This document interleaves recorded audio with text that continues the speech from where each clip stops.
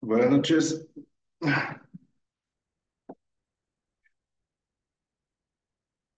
Hola doctor, Hola, buenas noches. Noches.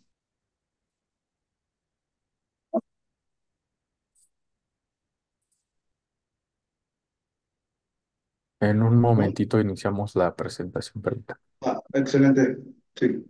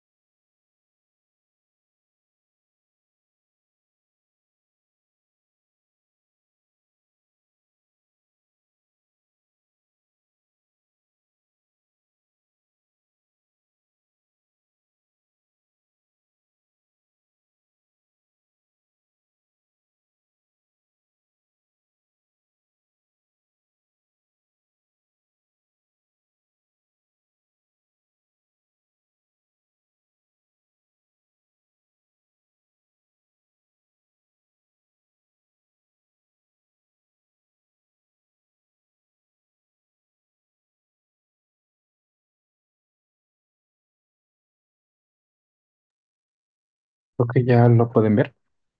¿Me confirman, por favor?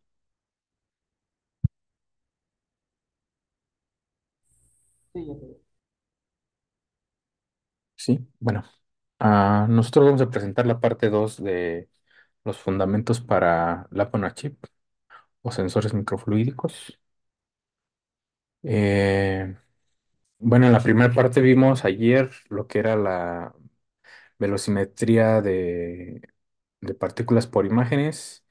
En este caso pusimos un ejemplo o un diagrama de lo que es el experimento o el método de análisis, que consta de la computadora, el láser, el microscopio, para poder tomar las fotografías y observar en tiempo real también, y pues, el sistema microfluídico donde se realiza el experimento. Y del lado derecho es una tablita de algunos de los parámetros que se utilizan para realizar estos experimentos, donde podemos considerar la geometría de la celda microfluídica, las velocidades máximas, los diámetros, el campo de visión, eh, cosas más técnicas como la cámara, donde la cámara puede ser de diferentes tipos, inclusive de alta resolución o con una tasa de cuadros por segundo muy alta, dependiendo del experimento que se vaya a realizar. Y pues lo que es la velocimetría de partículas por imágenes, pues no solamente tiene aplicaciones en lo que es la microfluídica, sino también en sistemas más grandes como aerodinámica o cosas donde pues literalmente podemos ver partículas en movimiento.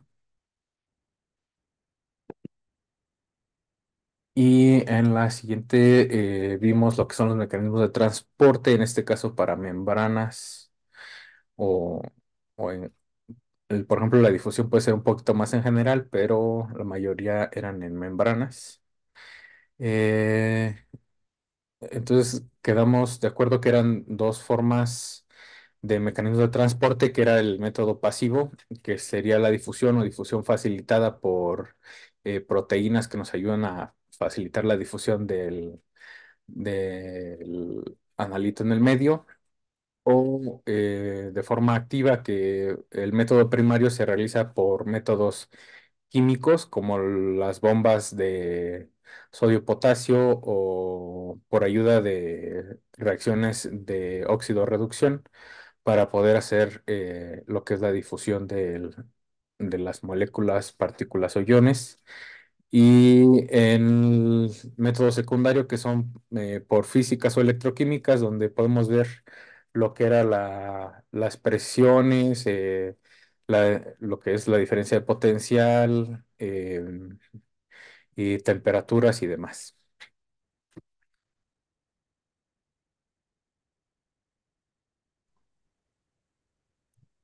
Bueno, yo les voy a hablar acerca de la convección. Existen diferentes tipos. Una es la convección natural y la otra sería la convección forzada. La convección se define como el calor transmitido en un líquido o en un gas como consecuencia del movimiento real de las partículas calentadas. En la convección natural, el movimiento es debido al efecto de las diferencias de densidad. Como nosotros ya sabemos, la densidad del fluido disminuye con el incremento de la temperatura. Entonces, estas diferencias de densidad causadas por las diferencias de temperatura originan fuerzas de flotación, que a su vez es lo que genera el movimiento en el fluido. Algunos ejemplos de transferencia por convección natural son el enfriamiento de café en una taza, la transferencia de calor de un calefactor, el enfriamiento de componentes electrónicos en computadoras sin ventilador para enfriar y la transferencia de calor del cuerpo humano cuando una persona está en descanso. Siguiente. Bueno, por el contrario, si este movimiento del fluido es producido por una fuerza exterior que no está relacionada con la temperatura del fluido, la convección se dice que es forzada. En este caso, eh, el movimiento del fluido es causado por factores externos, como por ejemplo el flujo en una cañería, el flujo de aire debido a un ventilador o el flujo en un estanque debido a un agitador. Aquí es muy importante que nosotros conozcamos el número de Reynolds porque así podemos ver si el flujo va a ser laminar o va a ser turbulento.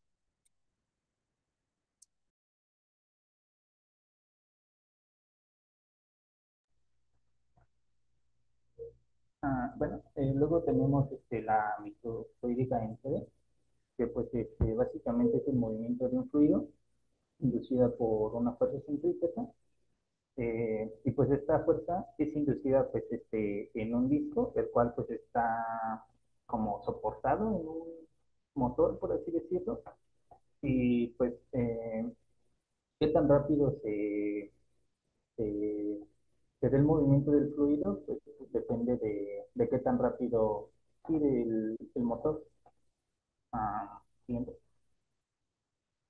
Eh, Luego tenemos el flujo capilar, que pues es el movimiento de los líquidos por las fuerzas intermoleculares. En estas fuerzas tenemos la fuerza de cohesión, que es una fuerza de atracción que mantiene las moléculas unidas, pero de una misma sustancia. Luego tenemos la fuerza de adhesión, que es la fuerza de atracción que mantiene unidas a las moléculas de dos sustancias diferentes. Luego tenemos pues la tensión superficial, que esta pues se forma debido a que las moléculas del agua coaccionan en todas las direcciones, que se efectúa pues en la superficie. En esa parte coaccionan, pero como que hacia adentro, o sea, como que para abajo, lo que pues hace que en esta parte se forme como una membrana elástica, delgada, fina, que pues es la que separa las moléculas del agua con las moléculas del aire. Y bueno, para que se dé como que, bueno, el movimiento del, del líquido, se debe cumplir de que la fuerza de cohesión debe ser menor a la fuerza de adhesión. Y bueno, ya buscando pues poquito más, el movimiento puede ser para arriba o para abajo. Y bueno, encontré que si el ángulo de contacto es menor a 90 grados, el líquido pues va a subir. Y si es mayor a 90 grados, es menor a, bueno, si es mayor a 90 grados, el líquido pues va a descender.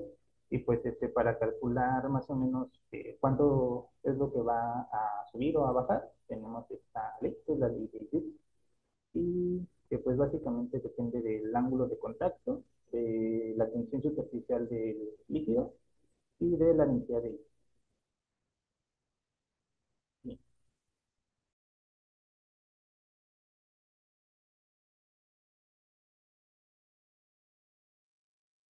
También tenemos el flujo impulsado por presión, que es mucho más fácil, y este consiste en literalmente una presión que empuja al fluido dentro de los microtubos. Una forma muy fácil de entenderlo es como lo tenemos aquí en la dispositiva, que es una bomba que está empujando el agua hacia una botella que entra a presión. Lo mismo hacen en los Lavana Chip, pero de manera más pequeña. Se necesita un sistema de bombeo microfluídico y las presiones que pueden poner son hidrostáticas o neumáticas, lo que nos ayuda a tener un control mucho más preciso del flujo que estamos inyectando. Y eso se puede dar de formas tan simples como, como una jeringa conectada al microchip o hasta sistemas de control de bombeo.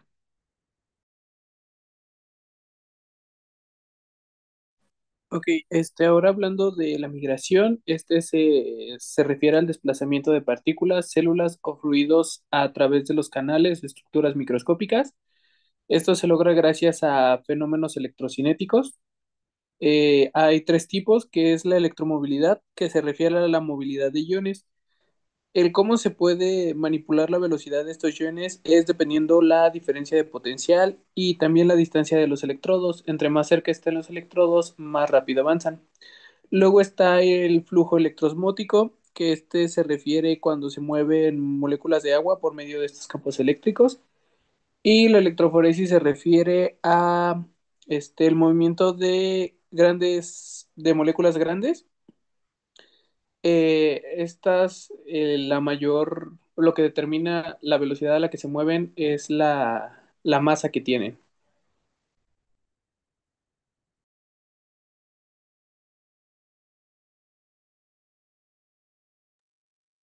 Y ya por último tenemos la difusión. La difusión consiste en un gradiente de concentración donde las partículas se mueven donde hay mayor concentración hacia menos, pasando por una capa que únicamente permite el paso de estas partículas en específico, no de todas.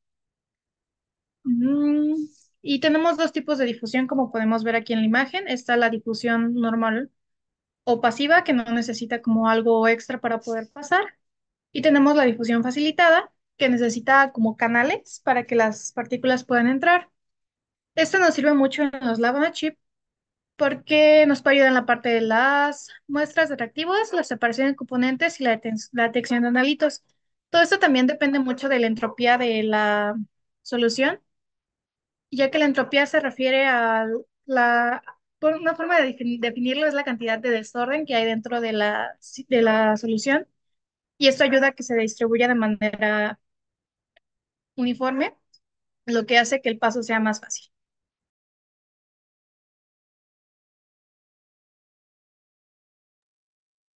Y eso fue todo.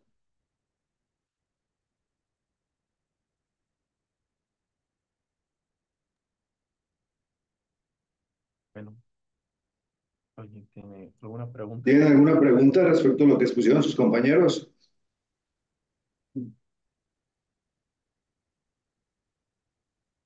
Sí, no. Todo bien, profe. Ok. Bueno, pues les agradezco al equipo que presentó. Solamente para reafirmar los nombres es Citlali Guadalupe, Denis Ramos, Jesús Humberto, José Raimundo y Luis Enrique, ¿verdad? Sí, Sí. Excelente. Les agradezco el esfuerzo, también me pareció muy bien. Entonces, muchas gracias. Entonces, vamos a continuar con la clase. Bueno, con,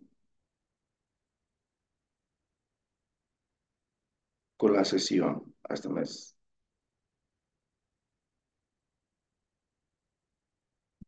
Entonces, se ha quedado en lo que es la difusión. Ahora, solamente vamos a ver un par de factores más que pueden influir en un sistema microfluídico a la hora del diseño, los fenómenos, lo que tienen que considerar, y posteriormente vamos a ver un ejemplo de cómo podemos trasladar un sistema que funciona macrométricamente a un sistema microfluídico y cómo algunas variables se ven afectadas.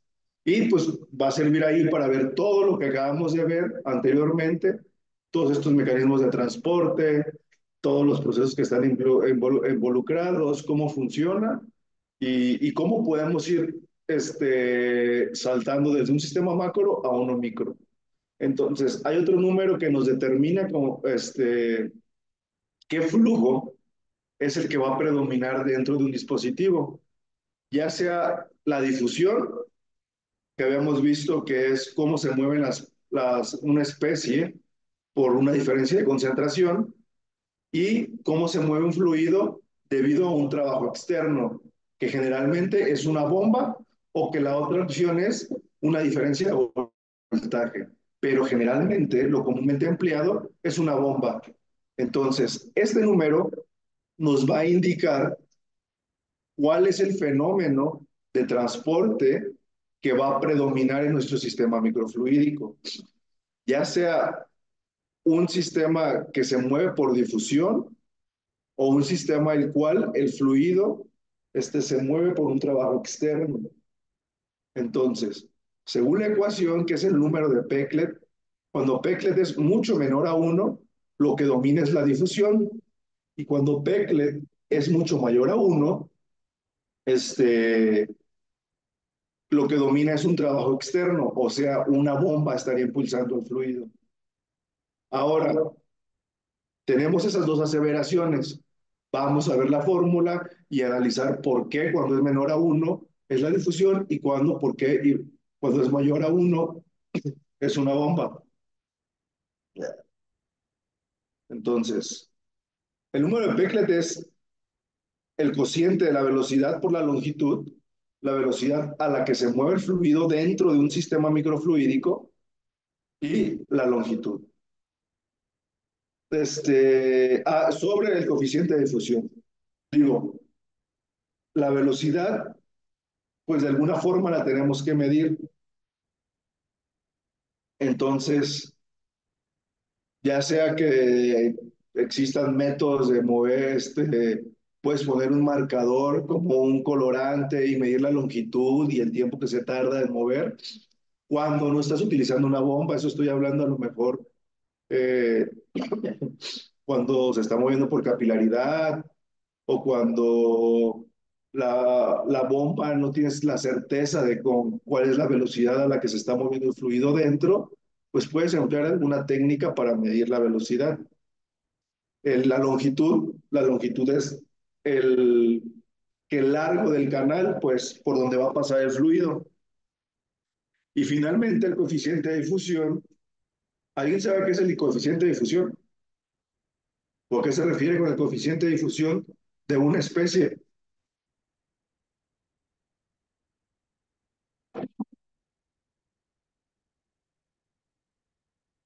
A ver, de los que no expusieron. Aranza. Aranza expuso, ¿no, verdad? Está No, Aranza. no expuse. Pues se ¿Sabes qué es el supone que, coeficiente? ajá, según yo tengo entendido que es la cantidad de una determinada sustancia que se difunde por cierta unidad de área. Así lo comprendo. O sea, ese es como coeficiente de cuánto se tarda. Exactamente. Como hizo su compañera Aranza, gracias.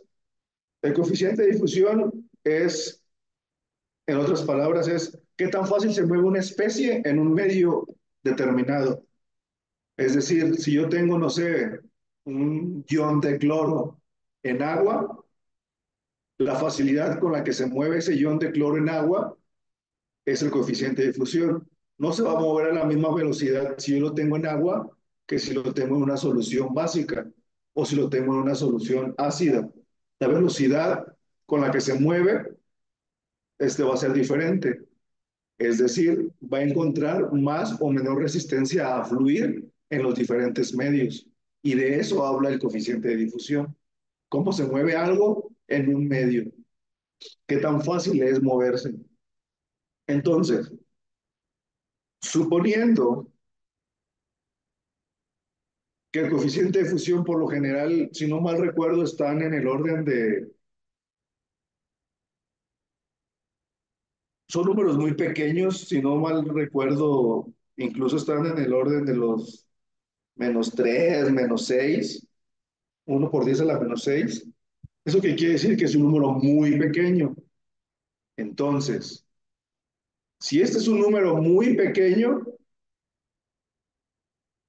¿cómo debería ser el número de arriba para que Peclet sea dominado por difusión? Francisco Portos.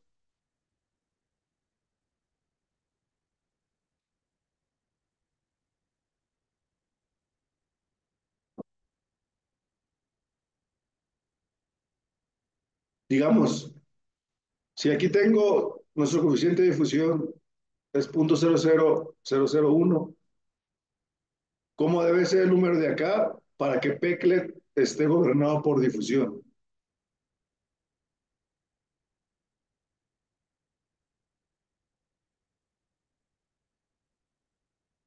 Exacto. Entonces debe ser un número todavía mucho más pequeño.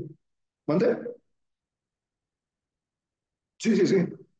Exacto, dijiste lo correcto. Debe ser un número mucho más pequeño que el coeficiente de difusión. Ahora, ahora que tenemos este paso, ya sabemos que este número debe ser mucho más pequeño. ¿Eso qué implica en estas variables? Valentina Arroyo.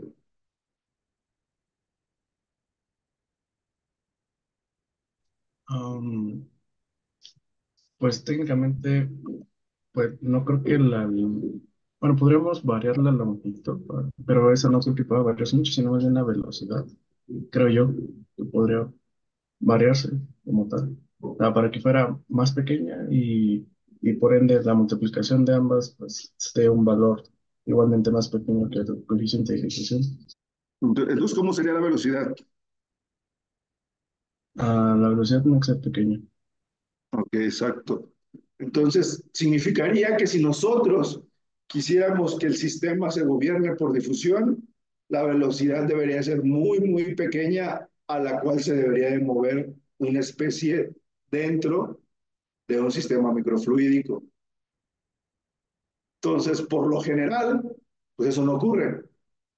Por lo general, como les había comentado, se utilizan bombas, por lo tanto la velocidad es alta.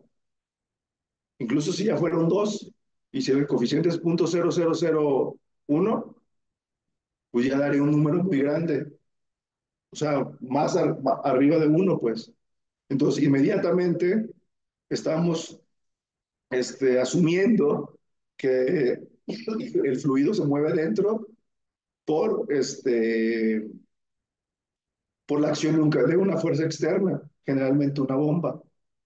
Entonces, este número de Peclet, digo, es funcional cuando no tienes conocimiento nada del sistema.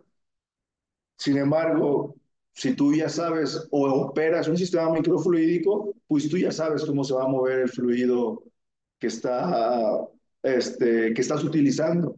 Entonces, pues si utilizas una bomba, pues no tiene, o sea, ya de antemano conoces que el número de Peclet va a ser mayor a 1.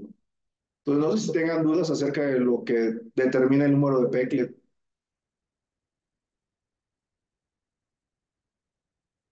Ok. Yo tengo una duda en Ajá. cuanto a su dimensión. ¿Qué dimensiones tiene? ¿Es adimensional Sí, es o adimensional. adimensional, Sí, cierto? tanto Peclet como Reynolds son adimensionales. Y una última pregunta. Creo que ahorita por la explicación que dio no es normal, más bien no es posible que dé igual a uno exactamente. ¿Por qué? Porque nuestros valores van a cambiar, el coeficiente, o tal vez los valores de arriba nunca van a ser igual a los coeficientes que ya están en la teoría. pero puede pasar que sea igual a uno, ¿y qué pasaría ahí? ¿Los dos predominarían, tanto difusión como el flujo microfluídico, o eso no sucede? Digo, sería como tú comentas, sería muy complejo, deberías de tener a lo mejor un sistema en el cual, uno, el coeficiente de difusión pues es una constante, eso lo vas a conocer, eso sí no puede variar. Digo, puede variar en la especie dependiendo la temperatura, el medio y todas Claro, condiciones pues que tú puedes controlar.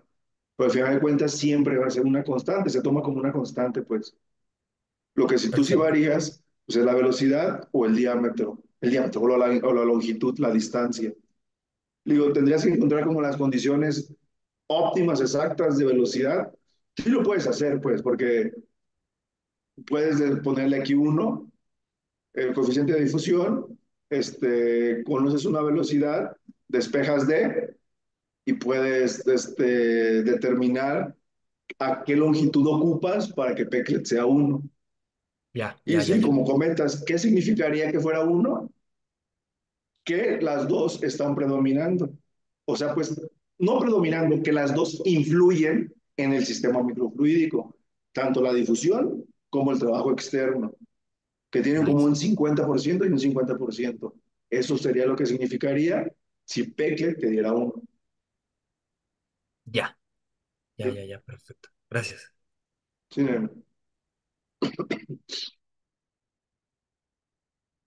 humectabilidad es otra de las propiedades que se deben de tener en cuenta cuando se genera un Laboran chip o un sistema microfluídico. ¿De qué nos habla la humectabilidad? ¿De qué tan, cómo se puede decir? ¿Cómo una superficie o un material tiene relación con el agua? ¿Cómo se relaciona con el agua? Es decir, qué tan hidrófobo o tan hidrofílico es la afinidad con el agua. Esa es la palabra que está buscando. ¿Qué tan afín es con el agua? Es decir, cuando es hidrofóbico, significa que tiene un alto rechazo a las moléculas del agua, que todo tiene esa conexión o esa adherencia.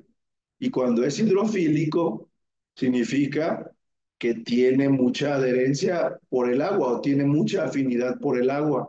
Entonces, cuando un material es hidrofílico, generalmente tiende a absorber toda el agua dentro de las capacidades del material. Y cuando es hidrofóbico, han visto eh, el carbón, generalmente en ciertas etapas es hidrofóbico.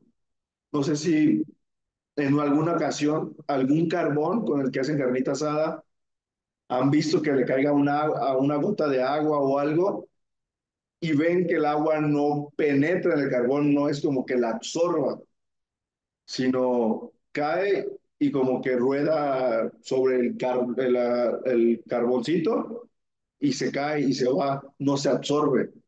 No sé si lo han notado. O estas ropas que no sé si todavía existan. En algunas ocasiones hay, bueno, sí, hay unas pijamas quirúrgicas que son repelentes al agua, que le dejas caer la gota de agua y se ve como no absorbe el agua, sino como que se va por el material. Entonces esos materiales tienen cierta hidrofobicidad por el agua. Entonces es importante conocer este tipo de propiedades. Le digo, todo depende, o sea, no les puedo decir, es más importante que sea hidrofóbico o que sea hidrofílico. No, no les puedo determinar. Tienen que conocer qué es la hidrofobicidad y la hidrofilicidad.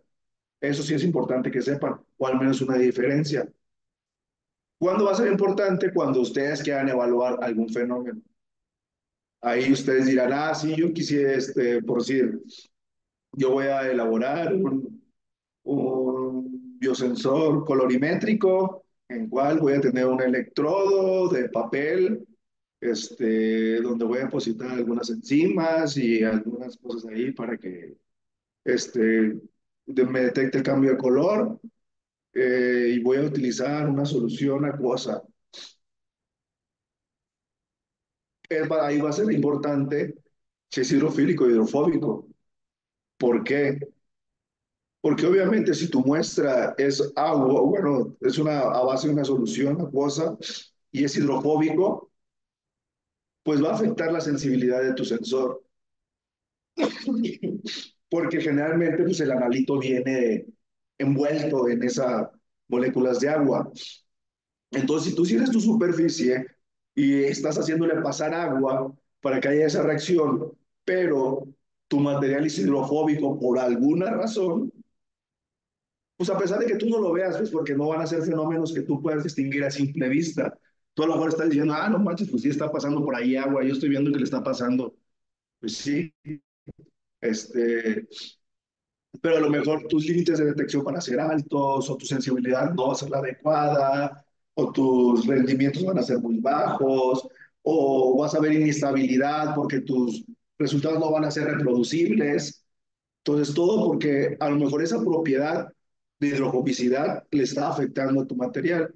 Y por el contrario, cuando es hidrofílico, pues ¿qué significa? Que va a llegar la solución acuosa y va a tender a absorberse sobre el material. Entonces, sea lo que quieras analizar, como está dentro del agua, pues va a ser más fácil que llegue a la superficie del electrodo.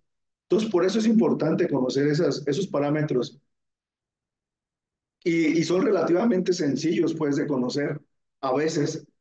Digo, para hacer un estudio un poquito más, más fino y a detalle, pues sí requieres algunos equipos que te van a dar, vamos a decir, mediciones. Pero si no a simple vista, lo así tan sencillo es, si tú quieres evaluar la hidrofobicidad o hidrofilicidad de un material, es agarras la superficie, agarras una gota de agua o una gota en su defecto de lo que tú quieras que, con lo que vas a trabajar y dejársela caer cuidadosamente sobre la superficie y tú ver cómo se comporta. Si se queda la burbuja, si se absorbe, qué tanto se absorbe y medir el ángulo. Digo, si no a simple vista tú lo puedes determinar, pues. Pero eso sería una medida indirecta y solamente y poco fiable, pues, pero sí te puedes dar cuenta. Ya si tú requieres realmente saber bien la naturaleza, pues llevas a hacer una prueba. Y entonces te sacan pruebas y te miren el ángulo de gota para ver qué tan hidrofóbico o hidrofílico es tu material. Entonces, cuando es hidrofílico, obviamente los ángulos son muy bajos o cercanos a cero.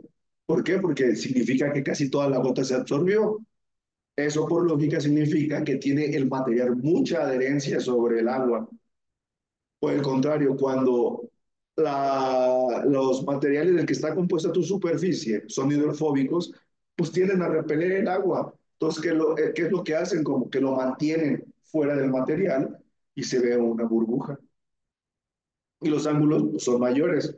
Aquí como viene en esta imagen, pues, que puedes decir que es súper hidrofílico cuando es menor a 10 grados. En este rango es hidrofílico. Ya un ángulo mayor a 90 se considera como hidrófobo o hidrofóbico, perdón, y súper hidrofóbico cuando el ángulo es mayor a 120, que prácticamente pues se ve una burbuja. Entonces tú por ahí puedes jugar con esas propiedades de la superficie. Aquí vemos un ejemplo. ¿Sabes? Haz de cuenta que este es un canal microfluídico donde tienes dos alimentaciones. Bueno, tienes tres. Esta es una, dos y esta es una tercera. Metes dos colorantes para tener efecto de la hidrofobicidad del sistema. Entonces tú ves aquí perfectamente cómo se mueve el fluido a través del canal. Las tres corrientes tú las puedes distinguir adecuadamente y posteriormente cuando le hacen un tratamiento hidrofóbico en ciertas áreas, ves cómo modificas el rumbo del fluido. Entonces es una forma interesante, a lo mejor un poquito más compleja, que tú simplemente diseñar un canal con esa forma, pero es una forma interesante de tú manipular una superficie para darle cambio al sentido de un fluido dentro de un canal microfluídico. aquí este es este es otro ejemplo interesante de cómo tú puedes modificar una superficie para que sea hidrofílica o hidrofóbica. En este caso, es una superficie de carbón, no son nanotubos de carbón, son fibras de carbón. Es un material, bueno, no, les estoy mintiendo, perdón. Este es un depósito de carbón, es carbón pirolizado. Lo hacen a partir de una resina epóxica, le hacen un tratamiento térmico y te sale una superficie de carbón, que policristalina creo es. El chiste es que te sale una superficie de carbón a partir de una resina epóxica con un tratamiento térmico, te sale sobre la superficie de carbón. Entonces, la superficie cuando sale ese tratamiento térmico es una superficie hidrofóbica. Este, Tiene ángulos de contacto mayores a 60. Aquí no se ve reflejado porque aquí lo que querían evaluar es un fenómeno de envejecimiento que le llaman, donde la superficie la modificas y después de un tiempo va retomando su forma basal o su forma natural a como estaba. Entonces, pero si notan aquí, el ángulo de contacto tiene un ángulo de contacto que aquí que dice que es de 54 grados. Entonces, pero cuando le hacen un tratamiento a la superficie para crearle grupos funcionales en la superficie, generalmente le salen grupos carboxilo, hidróxidos, en algunas ocasiones aminas, pero generalmente lo que le sale son ácidos carboxílicos y hidroxilos. La forma en la que modifican la superficie es mediante plasma. Entonces es un gas, es un plasma, gas, son iones de alta energía que bombardean la superficie y al momento de estar bombardeando la superficie, están reaccionando químicamente con la superficie. Entonces se generan esos grupos funcionales en el carbón. Entonces, esos grupos funcionales le cambian radicalmente las propiedades a la superficie. De ser una superficie hidrofóbica, la convierten en hidrofílica. Y como les comentaba hace rato, aquí la funcionalidad del carbón, bueno, más bien el objetivo de utilizar ese carbón lo querían hacer para biosensores. Entonces, una superficie hidrofóbica no te servía y una superficie hidrofílica sí. Entonces estaban estudiando la forma de cómo modificar de una forma un tanto sencilla la superficie para tener las condiciones adecuadas de generar un buen sensor. Entonces, a este ejemplo, este chorro que les acabo de dar es para que vean la importancia de nosotros saber las propiedades de la superficie, pues que no solamente siempre, porque yo digo, yo cometí ese error cuando estaba en el posgrado, que pensar que carbón era carbón y que todo se funcionaba de la misma forma. Incluso yo sí llegaba a ver en ocasiones utilizábamos este carbon paper que Toray o alguna otra, hay diferentes, pero generalmente todos son hidrofóbicos. O sea, les nota hasta, incluso a veces cuando estás haciendo pruebas, se ve cómo se le forma la capa de agua arriba, pero pues en ese momento uno no tiene ni conocimiento y la gente que está arriba tampoco no tiene ni idea. Y todo eso te puede afectar el rendimiento, pues. Aunque pues ya dependiendo ya el sistema o el panorama en general, pues a lo mejor en ciertas ocasiones no es tan relevante, pero no significa que no tenga influencia. Entonces, siempre hay que tratar para que algo funcione adecuadamente y para que tú puedas tener un sistema que sea reproducible y confiable, la persona que está trabajando en ello debe tener conocimiento básico de cómo funciona todo el sistema en general y tener nociones de qué pasa si. O tú también mismo preguntarte qué pasa si yo le pongo esto, si yo le quito esto, si esto se modifica de esta forma. Este, entonces, bueno, si no tienen preguntas de la aumentabilidad, Y aquí, pues solamente es para finalizar, pues, ¿qué es una bone and chip? ¿Cuáles son cuáles serían como los puntos importantes a tomar en cuenta cuando, hablando desde el punto de vista que ustedes como estudiantes, uno como profesor, investigador, una empresa que quisiera generar o se quisiera meter a esta tecnología de la bone and chip? ¿Cuáles son las tres consideraciones que yo recomendaría tener en cuenta, tener conocimiento de al menos lo básico? No, no digamos que tienes que ser experto en saber los temas, ¿no?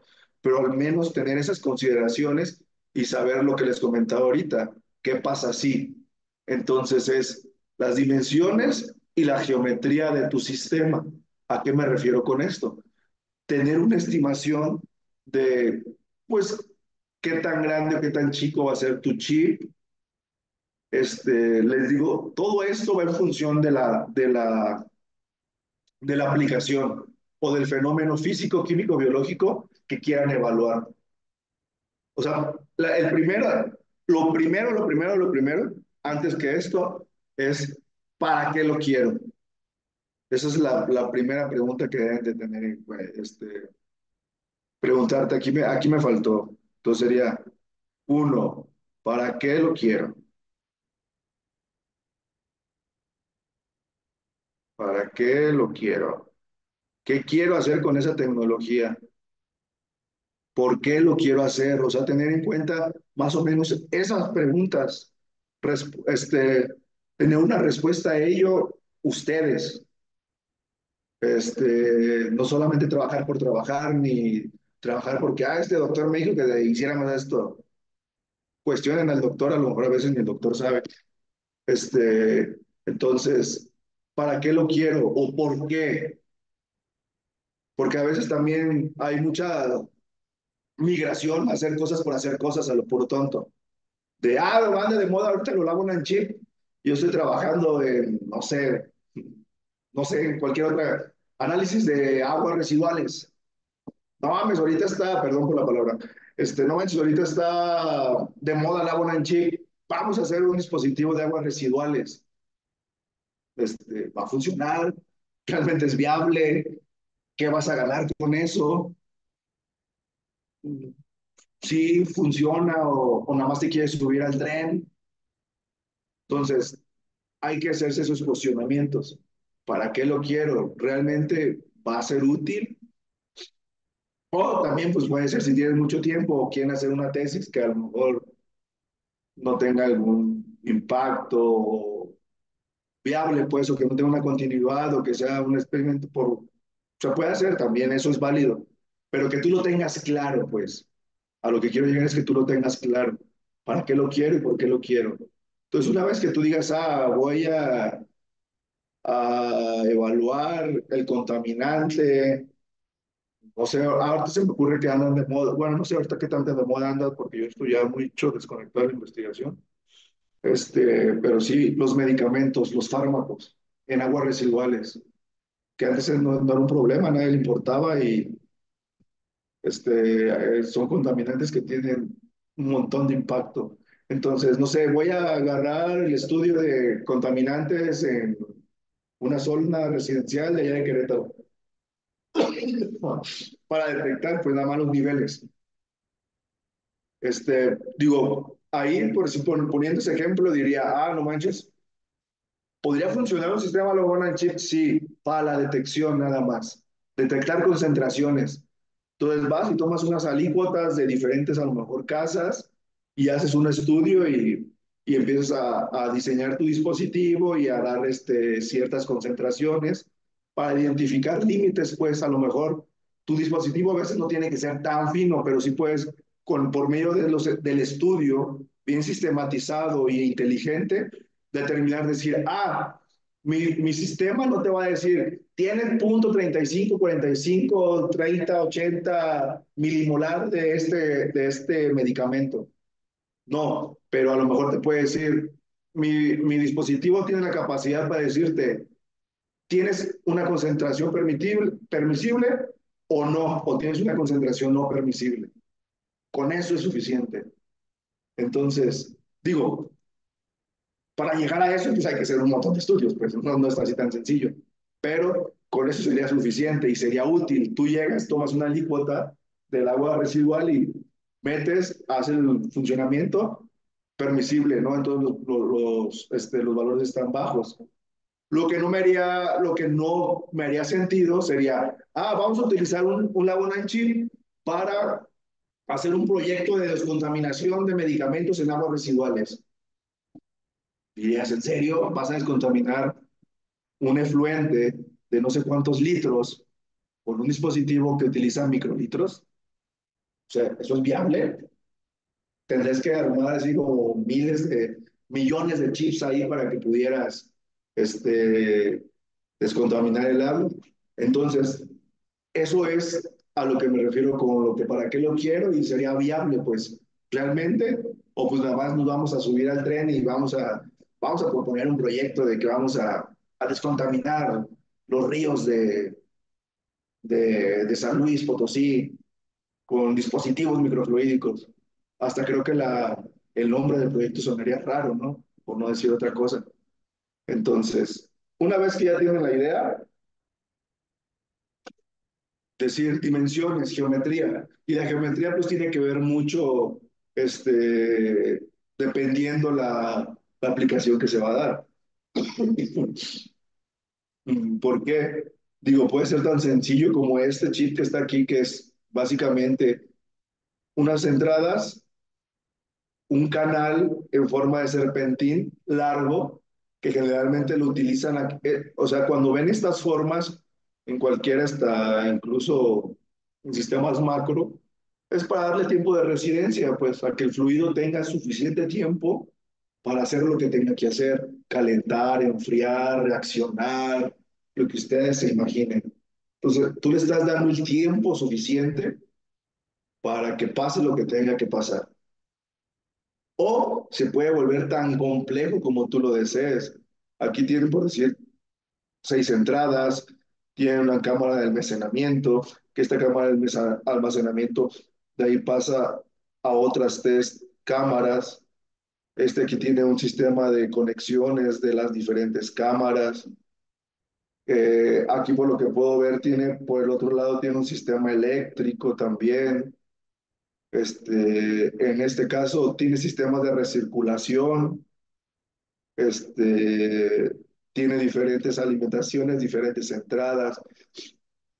Entonces tú lo puedes hacer tan complejo, tan sencillo como tú veas, como según sea la necesidad. Obviamente lo que siempre comento es tratar siempre de hacer las cosas lo más sencillo posibles. No es necesario complicar la vida ni la existencia siempre. Las condiciones de operación, ¿a qué me refiero con condiciones de operación? Sí vamos a utilizar luz, ya sea luz solar, luz ultravioleta para biosensores colorimétricos. Si necesitamos una bomba, si vamos a hacer que funcione por capilaridad, los pHs, si necesitamos temperatura, si necesitamos darle un pretratamiento a la muestra, si se las vamos a dar in situ ahí en el chip o nos es más factible dársela fuera del laboratorio y ya meter la muestra preparada. Todo eso tenemos que tener nosotros claro o una noción, pues, no necesariamente toda la perfección, pero sí una noción de cuáles son esas condiciones de operación. Y no solamente decir, sí necesito un pH básico. Sí, pero ¿por qué un pH básico? ¿Por qué tu sistema requiere un pH básico? Y luego, ¿y qué pasa si le pongo un ácido? Si no sabes, pues lo investigas. Hay muchos reportes de cualquier cosa, ya hay muchísimos reportes, falta como meterte a Google y ya. Propiedades de fluido, si va a ser un ácido o una base, si va a tener cierta viscosidad, si va a ser un solvente orgánico, si va a ser un solvente acuoso, qué voy a evaluar, si va a ser alguna reacción química, si va a haber nada más un proceso físico. Todo eso lo tenemos que conocer, tener una noción cuando queremos desarrollar un Labo chip. Digo, todo esto lo estoy comentando como si nosotros fuéramos, no sé, unos inversores y quisiéramos desarrollar una tecnología Labo chip. O ustedes fueron los inversores y yo fuera una persona que les pueda presentar un proyecto, entonces los tengo que convencer de que me den dinero para yo generar mi proyecto de un Labo chip. Entonces, eso es lo mínimo que yo recomendaría que tuvieran conocimiento para poder realizar una propuesta que sea efectiva y que tenga cierta viabilidad. ¿Preguntas? Yo tengo una pregunta. No. ¿Me escuchan? Sí. Sí, no, nada. Por ejemplo, en ese tipo de casos, ¿cómo es la limpieza de un lab on a chip? ¿O cómo es que se podía volver a utilizar después de, pues, prácticamente de utilizarlo otra vez, ¿no? Vaya. Ah, ok, ajá. O sea, si los Labo chip son reusables. Sí, sí, sí. Ajá. Hay de los dos tipos, ¿eh? Hay sistemas microfluídicos que son desechables, que básicamente te sirven para una vez, y otros que sí los puedes reutilizar. ¿De qué va a depender otra vez? Que sea, suene muy repetitivo, de la operación. O bueno, sí, de la función. ¿Para qué lo vas a utilizar? Generalmente, por decir, para sensores, eh, bueno, antes de eso, lo vamos a ver un poquito más adelante, hay también dos tipos de fabricar un sistema Labo chip, reversibles e irreversibles. Reversible significa que tú puedes desarmar el dispositivo, como aquí en este caso se alcanza a ver aquí en la imagen, que tiene aquí estos tornillos. Entonces, tú lo puedes desarmar y volver a armar, estar armando y desarmando las veces que sea necesario. Entonces, con eso, tú te aseguras que sea reutilizable. ¿Por qué?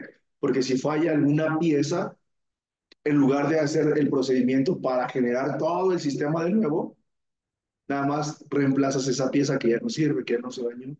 Y cuando es un irreversible, como en este caso que no se le ve ningún tornillo y que está por un pecado irreversible, que más adelante lo vamos a ver, el sistema ya no se puede desarmar. Entonces, si te falla, ya no lo puedes volver a utilizar. Es muy difícil que tú, mismo por las dimensiones, que tú puedas hacer algo al respecto. Entonces, pues ese chip se desecha. Entonces, contestando tu pregunta, existen de las dos formas. Tanto chips que se puedan volver a utilizar como chips que son de un solo uso. Y todo va a depender tanto de si lo hacen un pegado reversible o irreversible y cuál es la aplicación. Y hablando un poquito pues de sensores, pues va a depender mucho de la estabilidad de tu electrodo y de la contaminación. Hablando de sistemas de generación de electricidad, sí, de electricidad o de energía, también va a depender mucho del electrodo, más que de otras cosas. ¿Qué tan fácil tu electrodo se envenena o qué tan fácil tu electrodo pierde actividad porque se está desprendiendo con el flujo? Entonces, pues sí, pero sí hay tanto que reutilizables como no, o utilizables o útiles de una sola vez. Ah, muchísimas gracias. Sí.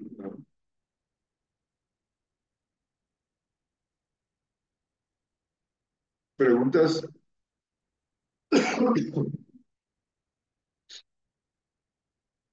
No, todos vamos a darnos unos 5 minutos para respirar, porque también mi garganta no da para mucho.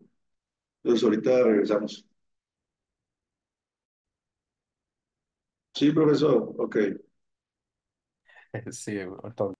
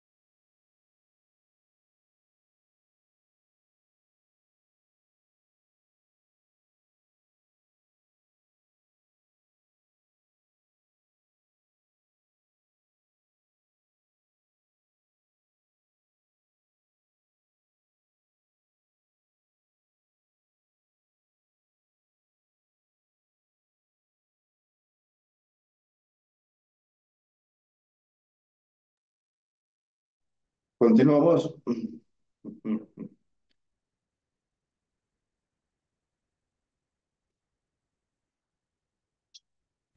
Sí, está bien. Entonces, ahorita vamos a ver un ejemplo de cómo podemos pasar de un sistema macrométrico a un sistema microfluídico, la Bonan chip. Esto para generación de energía. Entonces, los sistemas de generación de energía electroquímicos se basan en en reacciones electroquímicas, una oxidación de un combustible y una reducción de un oxidante. En sistemas convencionales o macroscópicos, generalmente las celdas de combustible son robustas y alcanzan las celdas más pequeñas, como esta que ven en la imagen, son celdas que tienen un tamaño de electrodo, nada más de electrodo. El electrodo está por aquí más o menos, de 5 centímetros, de 5 por 5. Eso es como que lo más pequeño que existe.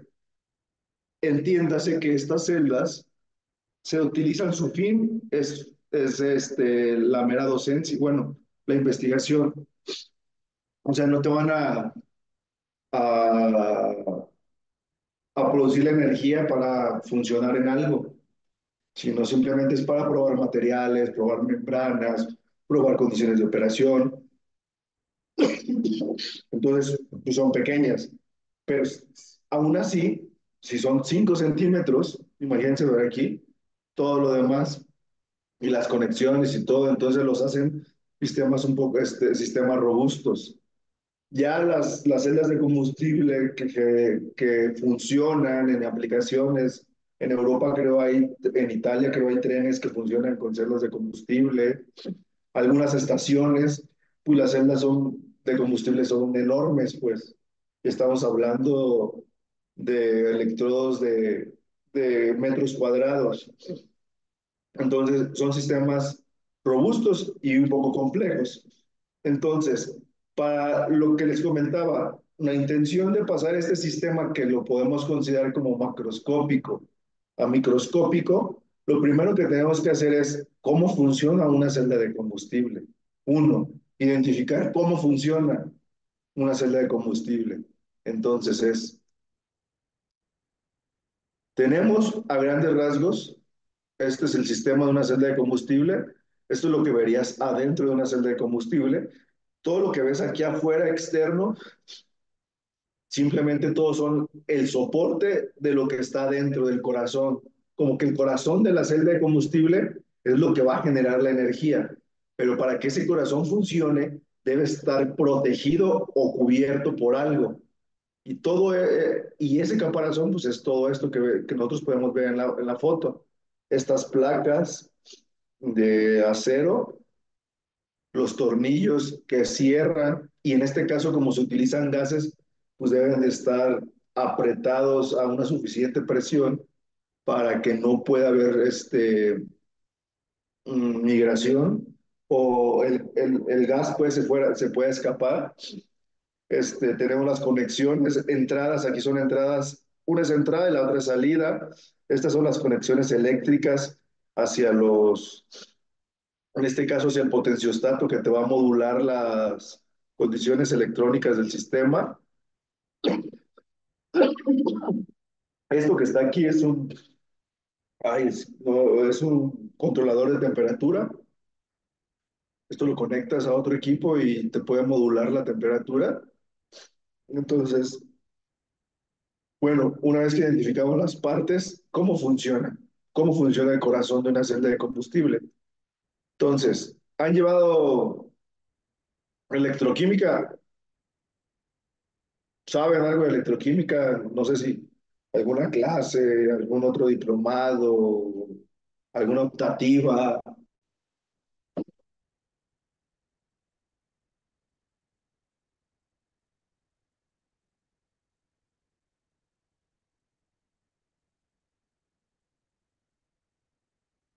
Ah, o incluso en química, ¿saben qué es una reacción de oxidación y qué es una reacción de reducción?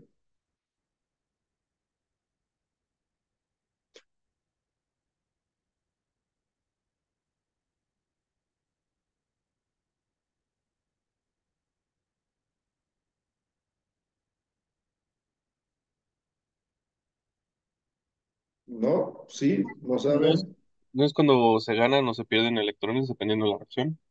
Exactamente, sí. Una reacción que involucra ganancia o pérdida de electrones, en general, es una reacción electroquímica. Ahora, cuando tiene nombre específico como una reacción de oxidación, significa que la especie se está oxidando, vale la redundancia, y está perdiendo electrones. Y cuando la sustancia está ganando electrones, significa que se está reduciendo. Entonces, una celda de combustible para que funcione y opere, estas dos reacciones tienen que estar en sinergia, tanto la oxidación como la reducción. Acaso contrario, por decir en un biosensor, lo único que está actuando es una sola reacción electroquímica. Aquí en este sistema es un poco más complejo. ¿Por qué? Porque tienen que estar ocurriendo las dos reacciones simultáneamente.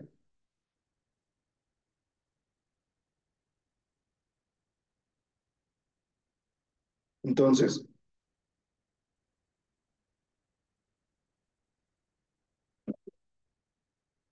donde ocurre la reacción de oxidación se llama ánodo. Y cuando ocurre una reacción de reducción se llama cátodo. Entonces, ¿qué hay en este ánodo y qué hay en este cátodo? Un material conductor, un conductor de electrones. Como se va a estar generando energía eléctrica, la energía eléctrica es con el paso de electrones por un circuito, por un material. Entonces, las propiedades que deben de tener estos dos electrodos, pues que conduzcan electrones. Entonces, generalmente pues son hechos de metales. Los metales son los mejores conductores. Ahí. Entonces, propiedades de los dos electrodos, pues tiene que ser un material conductor. ¿Quién se va a encargar de hacer cada reacción? Los catalizadores. Entonces tienen que estar recubiertos de los catalizadores que son específicos para cada reacción. Todo eso tenemos que conocer, ¿eh? Todo lo que les estoy diciendo es lo que tenemos que conocer para nosotros poder tanto poner a funcionar el sistema como si nosotros intentamos pasar de algo macro a un micro. Ahora, ya que tenemos nosotros los dos electrodos en electroquímica, estos electrodos deben de estar separados. Debe haber un contacto iónico, es decir, debe haber iones o una solución de iones que conecten a los dos electrodos. Estos electrodos no pueden estar separados por aire, pues, en otras palabras. No debe de haber aire entre ellos. Si no, no se cierra el circuito y las reacciones se inhiben. Entonces, tenemos que tener iones entre los dos electrones, entre los dos electrodos. Ahora, en una celda de combustible, ya hablando de una celda de combustible tipo PEM, ¿qué es lo que sucede? En el cátodo, que es donde se reduce, ocurre una reacción de reducción, ocupamos oxígeno. Este oxígeno se va a reducir para formar agua. Esta es la reacción de reducción. ¿Qué pasa? Tienes oxígeno, protones, electrones y te genera agua. ¿De dónde vienen esos protones y esos electrones? De mi reacción de oxidación. Por eso les digo que aquí es un sistema un poco más complejo porque ocurren dos reacciones y deben de ocurrir en sinergia. No puede ocurrir una y luego ocurrir la otra o nada más una o a destiempo. Tienen que estar en sinergia para que esto funcione. Entonces, en el ánodo, lo que tú inyectas es un combustible. En estas celdas utilizan hidrógeno. Ambas corrientes son gases. Son gases ¿cómo le llaman? A gases saturados. Son gases saturados, es decir, y húmedos. Saturados en el sentido que tienen altas concentraciones tanto de oxígeno como de hidrógeno. Valores se los debo, no recuerdo cuánto inyecta, creo que se controla tienen unos manómetros que controlan el flujo, pero no recuerdo cuáles son los valores, una disculpa.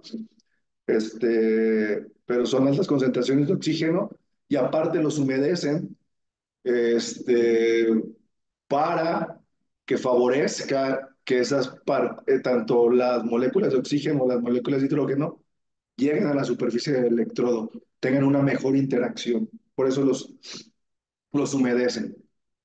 Digamos como que, pues sí, como que actúa no sé si se escucha muy, este, poco profesional, como si fuera pegamento, por eso humedecen los gases cuando entran a las celdas de combustible, para que tenga una mayor adherencia a los electrodos y puedan funcionar de mejor manera. Entonces, eso también es importante conocer. Ahora, ¿qué pasa en el ánodo? Llega el hidrógeno, se oxida, pierde sus dos electrones, electrones y sus dos protones, y estos electrones se van por el circuito externo, pasan por un circuito externo y son los electrones que se utilizan para que algo funcione. Entonces, aquí en este caso, pues, el foco es simbólico de que pues, estás generando energía. Posteriormente, el electrón sigue su camino y llega al cátodo. Estos protones se mueven en este espacio interelectrodos, que les dije que no puede haber aire. Todavía no les digo qué es aquí en este caso, pero se mueve a través de ese medio para que con los electrones que llegaron del circuito externo, los protones que pasaron por este espacio entre electrodos y el oxígeno se combinan en espacio-tiempo, ¡pum!, generan agua. Entonces, de una forma coloquial, bueno, de una forma muy general, así funciona la celda de combustible. Entra hidrógeno, oxígeno, reaccionan, esta reacción genera electrones y está generando energía. Esos electrones generan energía. Entonces, constantemente, en aquellos tiempos, o bueno, no sé, a lo mejor todavía se siguen vendiendo de esta forma, que les llamaban que eran sistemas de generación de energía infinitos. ¿Por qué? Porque supuestamente, mientras tú les estés inyectando combustible bioxidante, el sistema va a funcionar indefinidamente. Entonces, idealmente, mientras haya hidrógeno y oxígeno, van a estar funcionando toda la vida. Así hasta que tú, por alguna razón, les dejes de inyectar uno o el otro o los dos. Entonces, ahora, como habíamos visto en migración, y por último, estas reacciones ocurren a cierto potencial, requieren energía, pues, o liberan energía. Entonces, la diferencia potencial que existe entre una y la otra es el voltaje que te genera la celda. Y es un voltaje conocido, si no mal recuerdo, de 1.22 voltios. ¿Qué significa? Que esas dos reacciones te van a generar 1.5 voltios, 1.52 voltios. Teóricamente. ¿Qué significa eso de teóricamente? Que sería como lo máximo que te pudieras lograr si todo funcionara bien. Ay, perdón, déjame ver cómo le hago. Vaya, ya lo admití. Gracias. Entonces, teóricamente, 1.2 voltios. Entonces, para que te genere energía, bueno, una energía pues es un voltaje y una corriente. El voltaje va a depender de las reacciones. Entonces te genera 1.2. Y la corriente, la cantidad de corriente, va a depender de qué tantos electrones estén pasando. ¿Y de qué va a depender esos electrones? De la capacidad de tu catalizador para oxidar lo más rápido al hidrógeno y la cantidad que haya en superficie. Entonces, a mayor cantidad, mayor generación de electrones de energía va a haber. A menor cantidad, menor paso de electrones. Importante, ¿saben qué es una propiedad extensiva y una intensiva?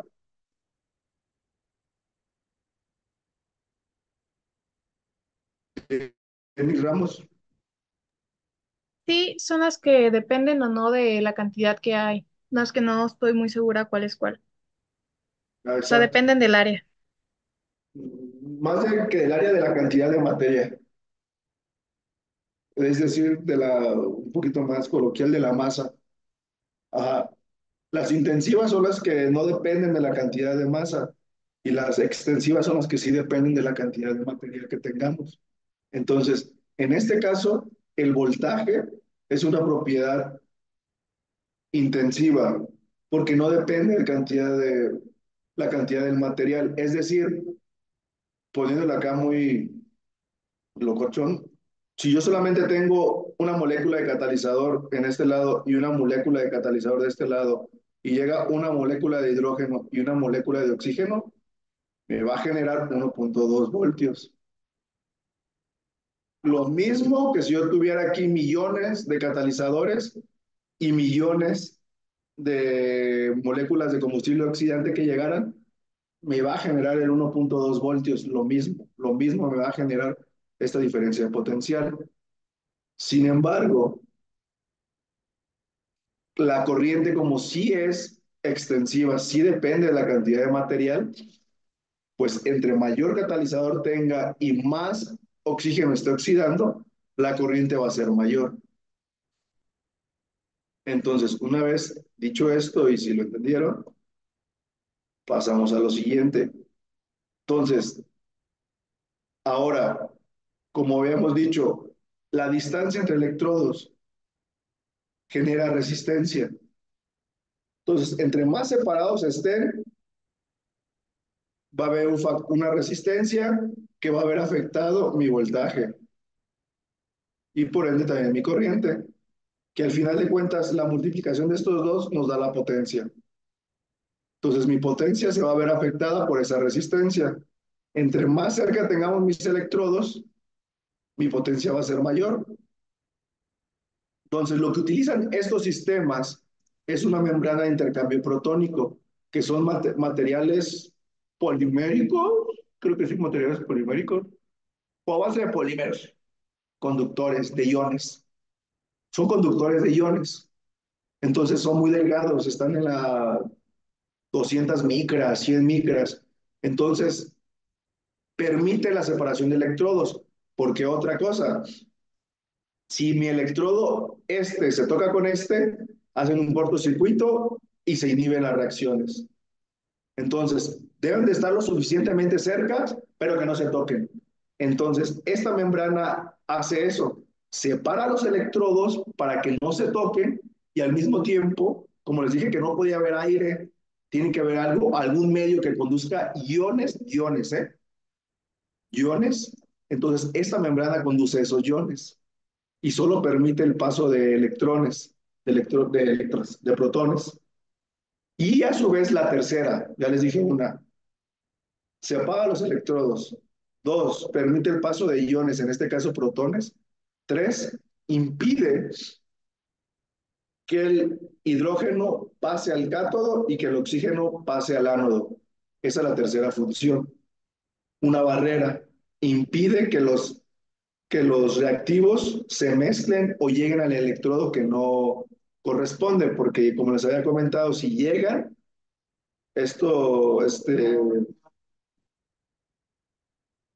genera reacciones parásitas y inmediatamente afectan el rendimiento.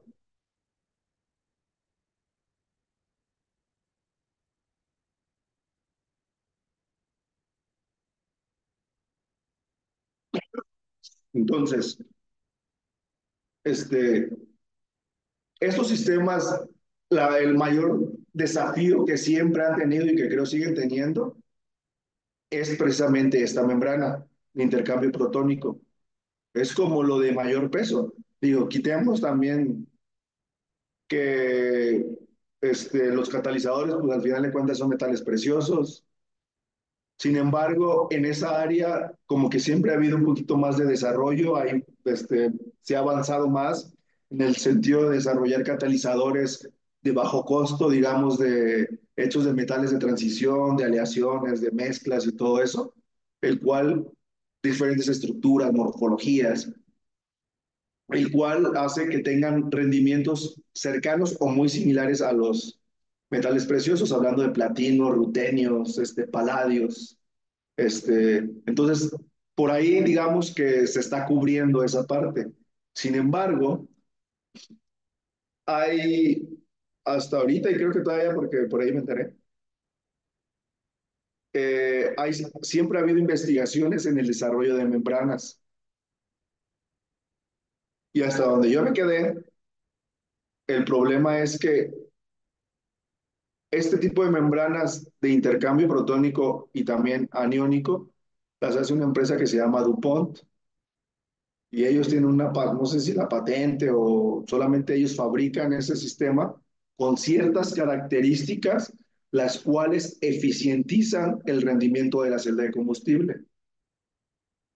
Y todo el mundo ha hecho miles de investigaciones y nada más no le llegan, creo que no le llegaban ni a la mitad del rendimiento que te generaba esa membrana. Entonces, eso pues genera un costo.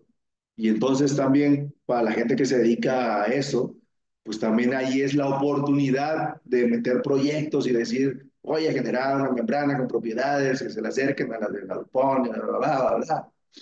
Digo, tiene que estar también bien estructurada, no falta nada más decir que quiero hacer una membrana.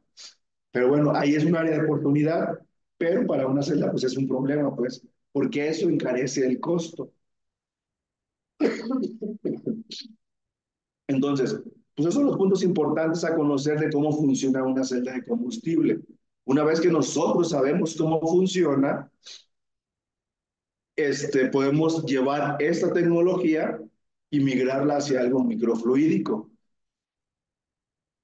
Entonces, no sé si tengan alguna duda del funcionamiento de la celda.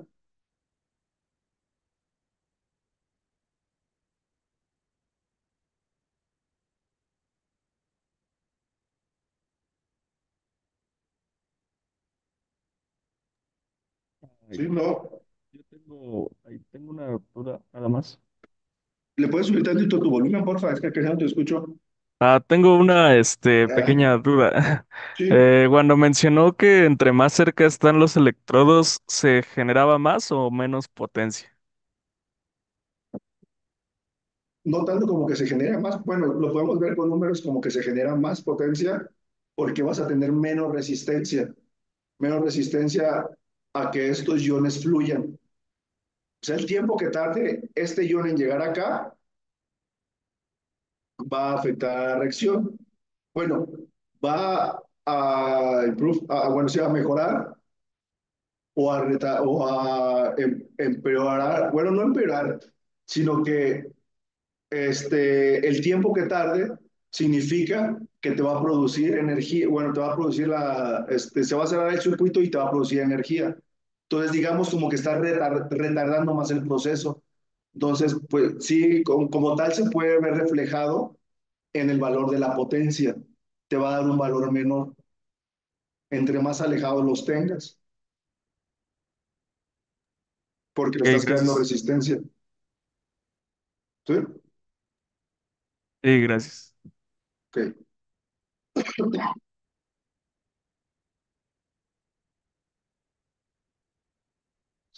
Entonces, ahora, una parte final para pasar a lo que es un sistema microfluídico. Son las 9:10, por favor dígame 9:25 porque yo me agarro hablando y me va el... Entonces, los iba a dejar salir un poco más temprano, pero por el problemita que tuvimos anteriormente, pues no puedo irme más temprano. Entonces, yo qué quisiera. Este, estas son las formas de cómo se evalúan los catalizadores. Digo, se los enseño no tanto por las clases de electroquímica que les pueda dar, digo, no me corresponde, pero sí es importante, me gusta que conozcan las cosas. O sea, todo esto que les estoy dando no es para que digan, este trabajó en celdas de combustible y sabe cómo funciona la celda. Es para que traten de razonar lo que les comenté al principio, lo que les estaba comentando hace rato. Necesitamos saber cómo funcionan las cosas, tener una noción. No necesitamos ser expertos ni ser un Einstein. Tenemos que tener noción de cómo funcionan las cosas, qué es lo que afectan, qué pasa si, incluso por decir que yo nunca me dediqué a desarrollar materiales, yo conozco esas cosas, he evaluado materiales porque necesito saber cómo funcionan las cosas. Y luego, pues a veces también, nada más por ocio. Pero para que todo lo demás funcione o para que tú tengas mayor éxito en algo que vayas a hacer, cualquier cosa, entre más preparado estés, vas a tener mayor probabilidad de éxito. Igual, cuando se presenta un problema, vas a tener las herramientas suficientes para encontrar, detectar y solucionar el problema. Porque si no, estás perdido y no sabes ni qué estás haciendo. Y he visto mucha gente así, que solamente la pueden hacer cosas por hacer. O que la gente que ponen a hacer las cosas no sabe ni qué está haciendo, solamente está recibiendo órdenes y nunca les ha interesado ni saber ni qué están haciendo. Entonces, hay muchas fallas en todo eso. Digo, solamente son recomendaciones y sugerencias, ¿eh? No es ni regaño ni nada por otra cosa. Entonces, ¿cómo se evalúan los catalizadores? Una forma es con técnicas electroquímicas para evaluar el rendimiento, pues. Digo, antes de ponerle en una celda de combustible, obviamente, digamos que la celda de combustible ya es la aplicación. Antes de poner eso, pues tuvieses que evaluar tu material catalítico, pues sí. Bueno, digamos si no vamos a utilizar materiales comerciales. O sea, tú no puedes llegar a una celda de combustible y ponerle un material que sintetizaste ayer, pues. Digo, también va a funcionar, no digo que no vaya a funcionar, pero no vas a saber cómo se comporta, no vas a tener antecedentes. Si te llega a fallar, no vas a saber ni por qué. Entonces, antes de pasar a esa etapa, pues hay que evaluar el catalizador y se hace de forma relativamente sencilla. En este caso, esta es una reacción de oxidación. Entonces, tú sometes al catalizador en pones su catalizador en una superficie, metes lo metes en una solución de una concentración conocida del combustible.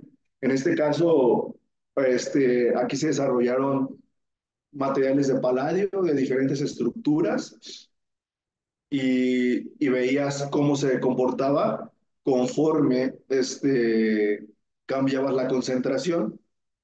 Entonces, ¿qué pasa? ¿Qué sucede aquí? Clases de electroquímica rápida.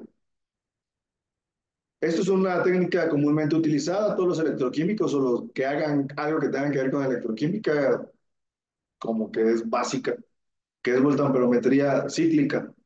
¿Qué es? Tú le dices al potenciostato, hazme un barrido de este voltaje a este voltaje. Y lo que va a hacer la técnica, te va a registrar la corriente. ¿Y de qué va a depender la corriente? Si hay algún fenómeno electroquímico que está ocurriendo en la superficie. Si no hay nada que esté pasando, nada, van a ver una línea. Y digo, y esa línea gorda, bueno, esa línea se va a ensanchar por capacitancia nada más. Es decir, que el material tiene capacidad de retener carga. Pero si no está pasando nada, así se tendría que ver, pues, o sea, verían esto. O más gordote, si su material es un capacitor. Pero ya, ahora, cuando ven picos, significa que algo pasó. ¿Y qué pasó? Una reacción electroquímica. ¿Cuál? Pues hay que ver qué chingados, perdón, digamos, tenemos que ver qué es lo que tenemos en solución para nosotros saber discernir. En este caso, como nosotros controlamos qué es lo que ponemos en solución, Específicamente nada más tenemos ácido fórmico y un electrolito que ese siempre tiene que estar en una solución electroquímica. El electrolito pues no reacciona. El electrolito nomás se encarga de que los iones se muevan adecuadamente y cuando tienes una molécula que es capaz de oxidarse o reducirse, agarra esa molécula y la lleva y la transporta de un lugar a otro. Nada más. Entonces, en este caso, decimos, solamente tenemos ácido fórmico, se está oxidando. Bueno, hay un pico, ¿qué pasó? Hay una reacción electroquímica con el ácido fórmico. Inmediatamente tú empiezas a pensar eso, pues hay que ser analíticos, ya por ahí ya van a ser ingenieros. Entonces, cuando existe un pico es una reacción. Ahora, ven los números, hay números aquí. Cuando los valores son positivos, significa que es una oxidación. Cuando los valores son negativos, significa que es una reducción.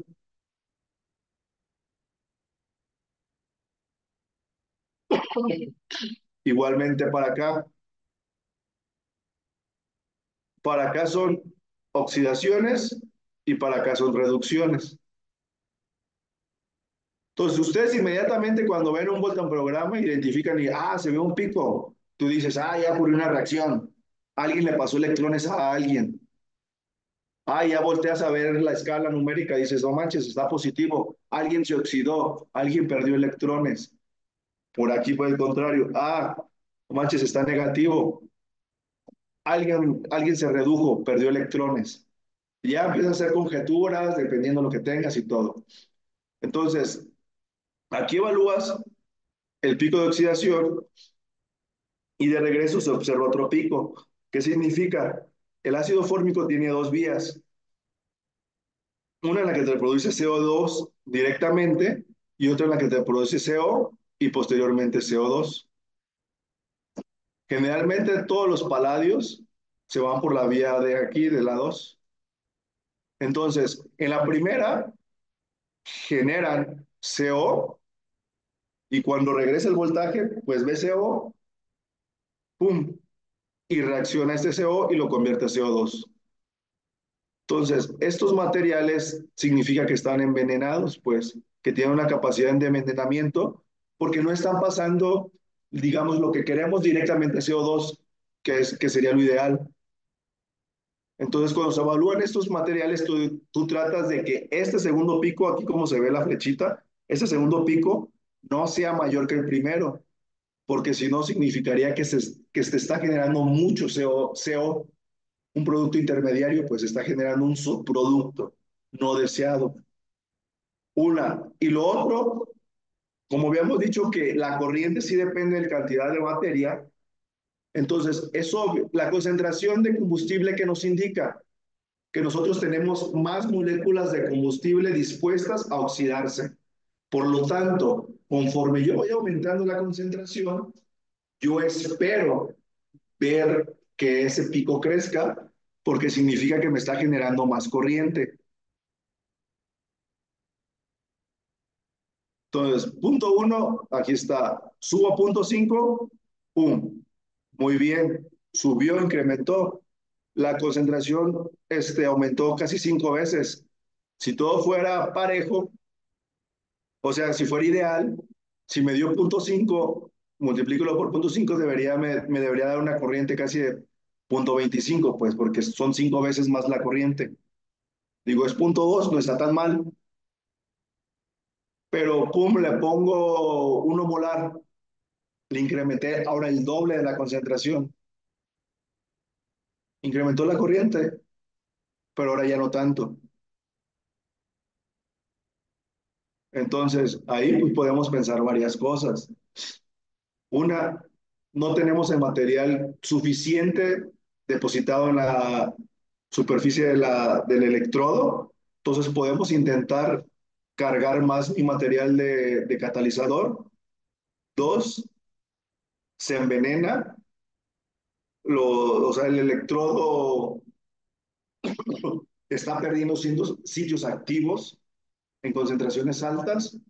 O 3, el electrodo se me puede estar desprendiendo, el catalizador se me puede estar desprendiendo de la superficie.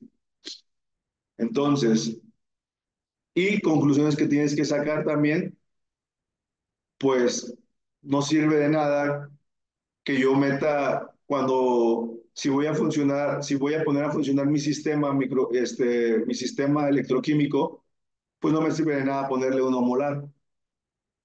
Mejor trabajo con 0,5 molar. Igual aquí es una reducción de oxígeno. Aquí pues es el combustible y aquí es el oxidante. Aquí es un ánodo y aquí es un cátodo. Entonces, aquí me está generando una corriente de reducción.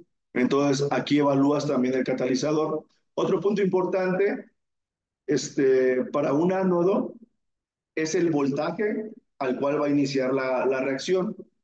Ese voltaje, esa diferencia de voltajes que les decía que se va a generar, aquí se miden en las reacciones, pues. Digo, en bibliografía ya existen valores al que dice, ¿sabes qué? El paladio de ciertas propiedades en estas condiciones te va a generar este voltaje. Pero cuando tú estás generando catalizadores nuevos, pues lo evalúas y sacas el voltaje. Por decir, digamos aquí, digo que es en esta línea, sería 0,15. Y el voltaje de reducción empieza más o menos por aquí. Entonces, la diferencia de esos dos voltajes es lo que nos va a dar el voltaje de operación de mi celda de combustible, el 1,22, que en este caso es cátodo menos ánodo. A ver, 0,15 menos 1 más 1,15 sería como 0,3.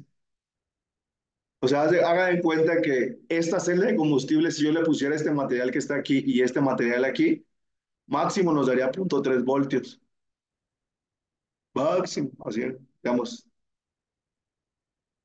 Entonces, cuando un catalizador es bueno, cuando para que sea en el ánodo, entre más negativo se haga esto, es mejor. Y entre más positivo se haga, es mejor, porque esta brecha se abre. Y entre más se abra, significa que mi voltaje va a ser mayor. Entonces son puntos pues importantes al momento de analizar, tomar decisiones. Mi sistema está funcionando bien, no está funcionando bien, me voy a mover. Ya desde que veo los resultados digo, no, pues estos catalizadores no me están sirviendo de nada. No tiene caso decirle, oiga, voy a hacer una celda de combustible con estos catalizadores, pues no me van a funcionar. Entonces a lo mejor este funciona bien, pero este no, entonces solamente me cambio o este es el que no está funcionando, etc, etc, etc. Preguntas.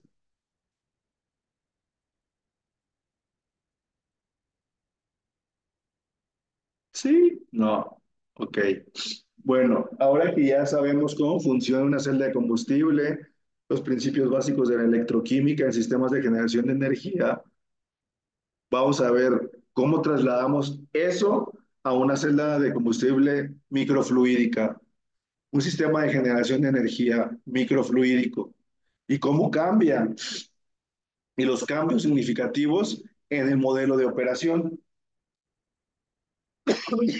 Entonces, una, seguimos teniendo dos reacciones, esa no nos la vamos a quitar. Ánodo, un cátodo, oxígeno, vamos a seguir teniendo oxígeno. Acá, primer cambio, ya no tenemos hidrógeno, tenemos ácido fórmico. Aquí esos son los voltajes que yo les comentaba. Entonces, ese es el voltaje al que ocurre esta reacción de oxígeno. El oxígeno cuando se reduce es a 1,23 voltios y el ácido fórmico es a menos 0,025 voltios. ¿Cuál es el voltaje máximo o el OCP, el Open Circuit Potential, que me va a dar la celda? Esa diferencia de voltajes es el cátodo menos el ánodo. 1,23 menos 0,25, la suma nos va a dar 1,48. ¿Qué quiere decir? que es el voltaje teórico máximo que yo podría obtener cuando estas dos reacciones están ocurriendo. Si todo funcionara adecuadamente, estuviera en perfectas condiciones, pero pues obviamente lo experimental siempre va a haber pérdidas. Entonces, ese es el primer punto a notar, a cambiar. Y podemos decir, bueno, mejoró, ¿no? Porque pasamos de que la celda de combustible anterior con gases me generaba 1.2, ahora me genera 1.4 y es un mayor voltaje. Ahora, puntos que cabe destacar. Ahora, como un sistema microfluídico, lo hemos mencionado anteriormente, funciona con fluidos, sí, el gas también puede ser un fluido, es un fluido, pero generalmente funciona con fluidos, con líquidos, pues. Entonces, ahí ya tenemos una limitante a lo mejor. ¿Por qué? Porque tenemos que poner en solución un gas, que en este caso es oxígeno. Entonces, la concentración de oxígeno va a disminuir porque una solución saturada de oxígeno, lo más que alcanza va a ser 2 a 4 milimolar. No es lo mismo que tú le inyectes directamente oxígeno a la superficie del electrodo, porque tú estás haciendo que el oxígeno luego llegue a la superficie del electrodo. Acá lo va a tener en una solución como encapsulado, se va a tener que mover para llegar a la superficie del electrodo y poder reaccionar. Y aparte, pues no va a ser como que sea una solución concentrada donde tengas mucho oxígeno. Entonces, eso te va a limitar.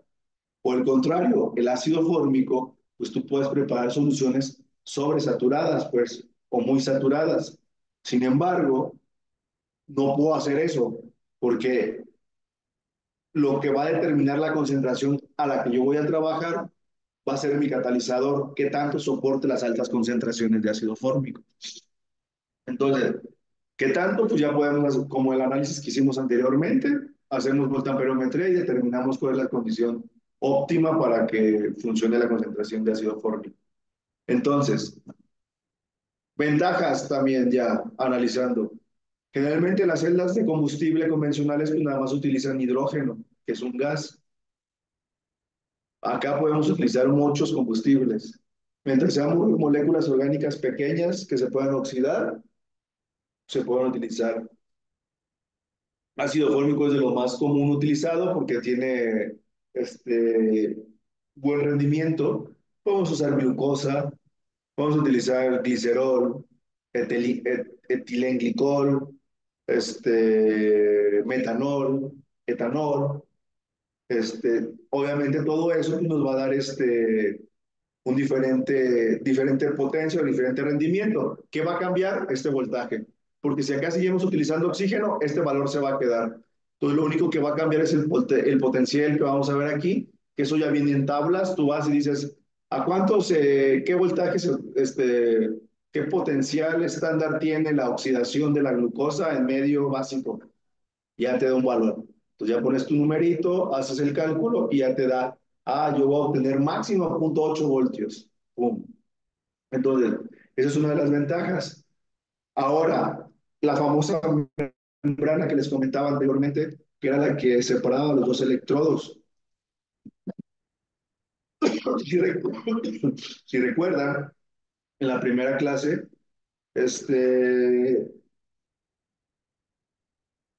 en la primera clase vimos que cuando dos líquidos entran en contacto, forman una barrera natural, líquido-líquido, en la cual no permite que se filtre lo que hay aquí de la solución A con lo que hay en la solución B.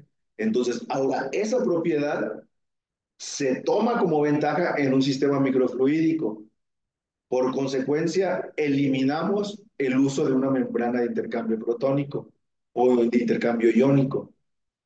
Entonces, ya eliminamos el uso de las membranas con tan solo migrar desde una celda de combustible convencional a una celda de combustible microfluídica.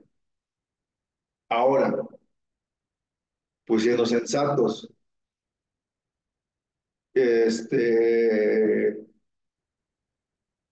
no vamos a utilizar celdas de combustible para las aplicaciones que están hechas las celdas de combustible convencionales, ¿verdad?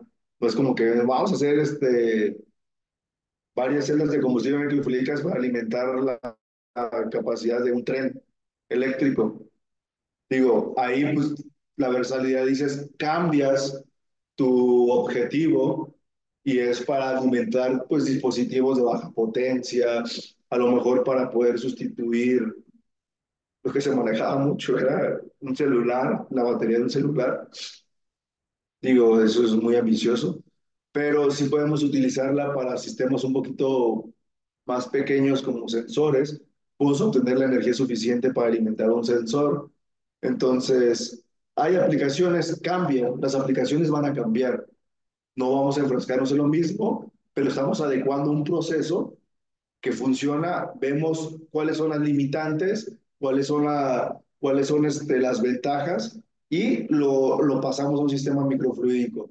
Y ahora que ya lo pasamos, ahora vemos cuáles son las limitantes y cuáles son las ventajas y hacia dónde nos orientamos.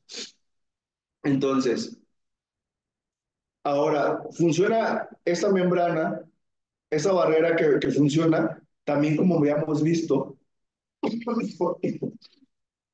en el estudio ese que hicieron de cómo cambiaba la velocidad y cómo cambiaba la forma en la que se mezclaban por la zona de difusión. Digo, aquí también se ve claro con los colores. Conforme tú te vas alejando de la entrada, ya el fenómeno de difusión empieza a ser mayor, porque el tiempo que tú le estás dando también va a ser mayor. Entonces la difusión empieza ya a ser un fenómeno importante. Ahora, ¿por qué se ve aquí azul? Digo, esto es obvio porque lo que vimos en el ejemplo anterior, pues era por la misma difusión de tan solo meter dos soluciones.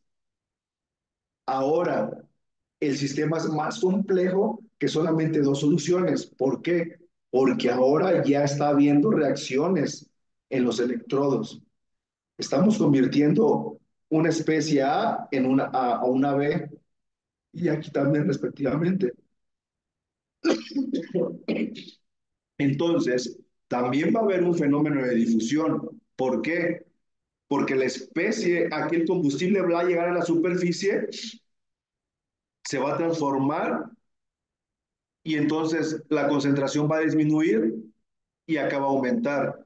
Entonces, la especie que llega, la que se genera nueva, va a tender a alejarse de la superficie. Y eso va a permitir que llegue reactivo nuevo para para continuar con la generación de electrones y la generación de energía. Entonces, obviamente, este fenómeno difusivo también se va a hacer más notorio conforme te vas alejando de la alimentación, porque aquí la misma velocidad con la que inyectan los reactivos arrastra los productos. Es decir, facilita a que los reactivos lleguen a la superficie y lo que se está generando en la superficie se retire. Entonces, ¿dudas? ¿Todo quedó claro? Compañeros, ya son las 9:30, ¿por qué no me dicen? Compañeros, ¿siguen ahí? Sí, sí, sí. ¿Ya están dormidos? Todavía falta mucho para eso. Todavía falta. Entonces, si no hay dudas, mañana continuamos. Mañana ya no es el último día, ¿verdad? Sí, Sí. Entonces, mañana termino de ver este ejemplo rápido, nomás le doy un 10, 15 minutos, vemos técnicas de fabricación y algunos ejemplos. Digo que aquí estamos viendo ya ejemplos, pues, pero vemos ejemplos de otro tipo. Y técnica de fabricación voy a abordar nada más las más importantes e interesantes. Y hay una diferencia entre las técnicas que son sofisticadas y unas que pueden ser de fácil acceso para generar sistemas la Bona en chip, que obviamente las que yo digo sofisticadas, bueno, que se conocen como sofisticadas, pues nos van a dar resoluciones mayores, pues. O sea, a lo que me refiero, nos van a poder dar estructuras a la escala de los nanómetros y las otras metodologías que son más de fácil acceso, que podemos realizar dispositivos, pues no nos van a dar esas resoluciones, nos las van a dar a lo mejor en el ciento de micras o a lo mejor hasta en decenas de micras, pero son funcionales, pues, son funcionales. Entonces, si no tienen dudas, nos vemos mañana. Perfecto, gracias. Gracias, profe. Hasta luego. Gracias. Gracias, hasta Bye mañana. bye. Profe,